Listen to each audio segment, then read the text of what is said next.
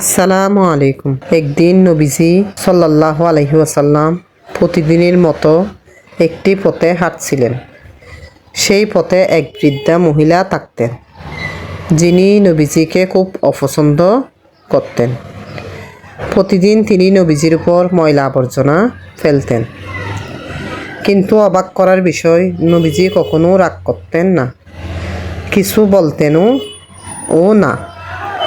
চুপচাপ নিজের কাপড় পরিষ্কার করে নিজের পথে চলে যেতেন। একদিন হঠাৎ করে সেই মহিলা আর ময়লা ফেললেন না। নবীজি খেয়াল করলেন, আজ কিছু একটা আলাদা।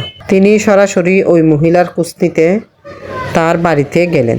গিয়ে দেখলেন মহিলা অসুস্থ হয়ে শুয়ে আছেন। নবীজি তাকে জিজ্ঞেস করলেন, আপনি কেমন আছেন? মহিলা অবাক হয়ে গেলেন।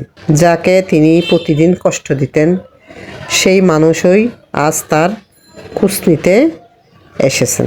এই আচরণ দেখে তিনি লজ্জিত হলেন এবং নবীজির দয়া ও ক্ষমাশীলতায় মুগ্ধ হলেন। এই গল্প থেকে আমরা শিখি, খারাপের বদলে ভালো ব্যবহার করলে মানুষের মন পরিবর্তন হয়।